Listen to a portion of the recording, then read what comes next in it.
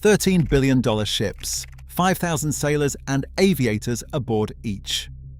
In repeated Pentagon and CSIS war games over Taiwan, more than 20 United States surface ships, including America's premier aircraft carriers, are lost in days, not weeks. The reason is China's arsenal of thousands of long-range Mach 10 carrier-killer missiles and a vast network of satellites, submarines and civilian vessels, creating what military planners call the most dangerous water in the world. This is not speculation. Experts warn these weapons form the most serious challenge to United States naval dominance since World War II. But how can decades of American naval supremacy unravel in just 72 hours? And why do war games keep predicting this outcome? The answer starts with understanding how quantity, geography, and new technology have turned America's greatest warships into high-value, high-risk targets. Aircraft carriers have dominated the world's oceans for over 80 years, towering symbols of American power and technological might. Each Ford-class carrier represents $13 billion, carries nearly 5,000 sailors and aviators, and launches up to 90 aircraft. These floating air bases have shaped United States strategy since World War II, projecting force anywhere on Earth. But in recent Pentagon and CSIS war games, the numbers tell a different story. In the 2020 Pentagon simulation, more than 20 US surface ships, including multiple carriers, were lost within the first 72 hours of a Taiwan conflict. The 2022 CSIS war game, run 24 times, saw 2 carriers and up to 20 surface ships destroyed, along with hundreds of aircraft. The losses stunned even seasoned commanders. Analysts describe the outcome as a shock to the system, with participants questioning whether these ships are now more liability than asset. The cost is not just measured in dollars, but in thousands of lives and the sudden loss of American air power at sea. The war games keep repeating the same pattern, forcing military leaders to ask, what has changed to make the world's most advanced warship so vulnerable, so quickly? China's pursuit of a true carrier killer began in the aftermath of the 1996 TaiwanStrait crisis. Over the next 30 years, engineers from the PLA Rocket Force and the Academy of Aerospace Engineering set out to create a weapon that could hold the world's largest warships at risk from over 1,000 kilometers away. Their answer was the DF-21D anti-ship ballistic missile, quickly followed by the longer-range DF-26. These missiles are road-mobile, hidden on transporter erector launchers, and can strike moving targets at sea at distances once thought unreachable. In tests since 2010, their warheads have demonstrated terminal speeds approaching Mach 10, more than 3 kilometers per second, leaving even the US Navy's most advanced interceptors with only seconds to react. Pentagon officials have called this arsenal the most serious challenge to US naval dominance since World War II. Unlike traditional cruise missiles, the DF-21D and DF-26 descend from the edge of space, maneuvering in their final moments to evade defenses. The logic is simple. A single missile that costs $10 million can threaten a carrier that costs $13 billion, and China has built hundreds. For US commanders, the era of unchallenged carrier operations in the Western Pacific is now over. The logic behind China's missile strategy is built on numbers, not just technology.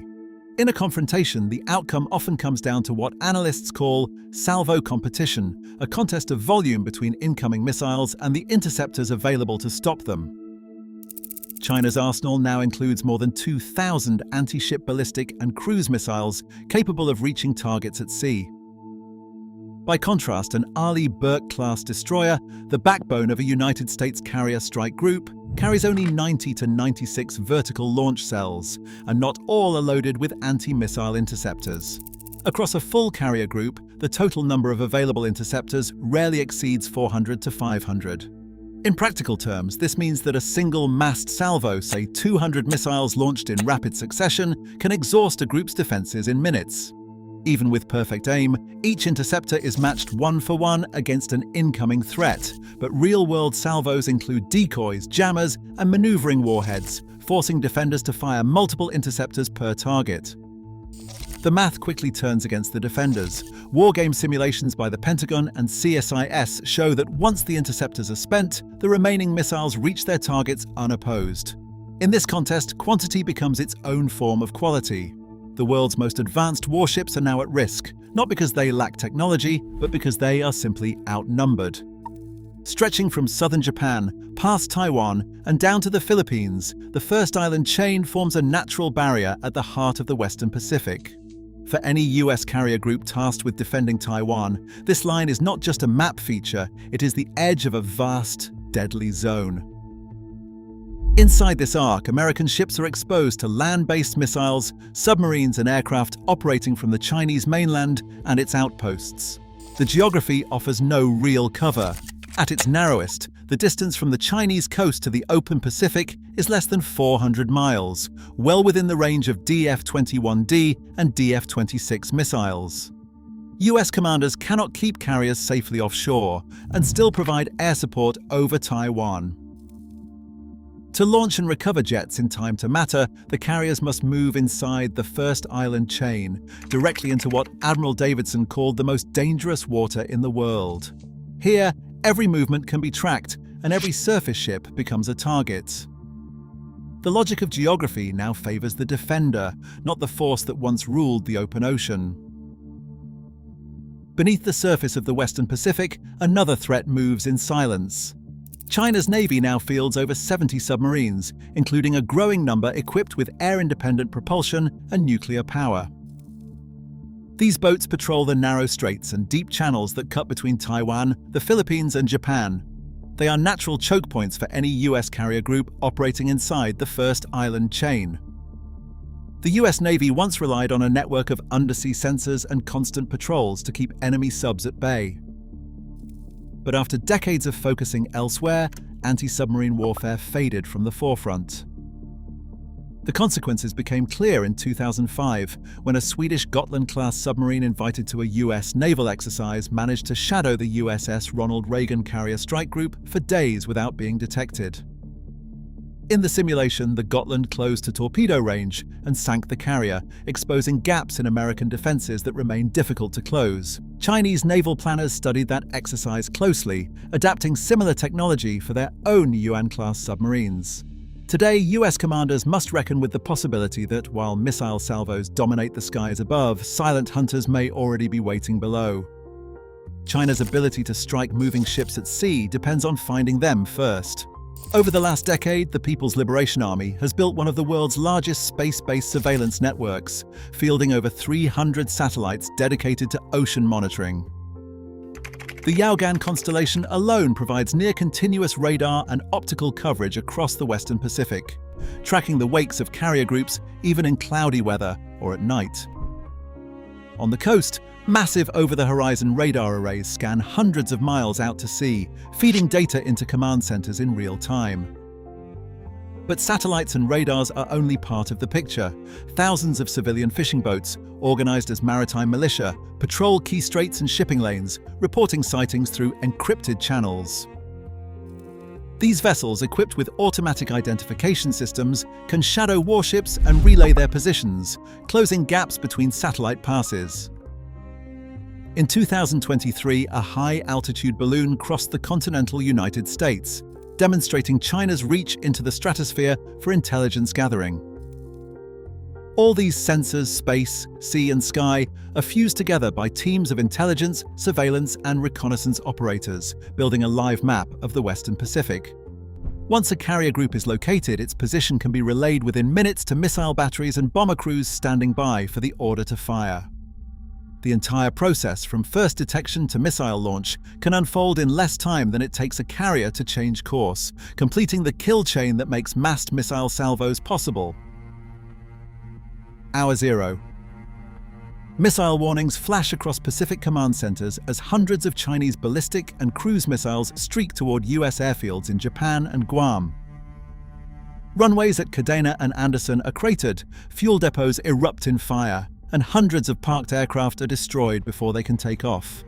Within minutes, satellite feeds and radar images confirm the first US ships have also been hit, escorts burning, a carrier's flight deck left unusable. By hour 24, surviving carrier groups maneuver inside the first island chain, but massed missile salvos overwhelm their defenses. Arleigh Burke destroyers fire off their interceptors, but the math is relentless. Hundreds of incoming warheads, only a few hundred interceptors, and decoys that force commanders to double up shots. Submarines prowl the choke points, torpedoing stragglers. By hour 72, the Pentagon and CSYS wargames showed 2 US carriers and more than 20 surface ships lost or disabled, with air cover over Taiwan gone.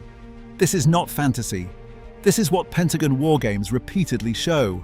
The world's most advanced fleet crippled in days and commanders forced to weigh retreat or annihilation. New American countermeasures are on the horizon, but the gap between threat and response remains uncomfortably wide. The Navy's distributed maritime operations concept calls for breaking up carrier groups into smaller, harder-to-target units, but most of these new ships and unmanned vessels will not hit the fleet until the late 2020s or early 2030s. The MQ-25 Stingray drone tanker, designed to extend the reach of carrier air wings, is scheduled for initial deployment in 2026, but delays have already pushed back full integration. The next generation of missile interceptors, like the SM-6 Block IB capable of targeting hypersonic threats, is not expected to enter service before 2028. Meanwhile, the Virginia-class submarines offer a stealth advantage, but their numbers are limited and production struggles to keep pace with demand. Defense planners warn that for the next several years, US carriers operating inside the first island chain will remain exposed. The technology and doctrine to close this window are in development, but the timeline leaves a dangerous gap, one that adversaries can clearly see. Right now, $13 billion carriers and 5,000-person crews face a missile arsenal labeled the most serious challenge to US naval dominance since World War II. In the Western Pacific, the most dangerous water in the world, deterrence hangs on whether vulnerability sparks adaptation before crisis makes history. What do you think?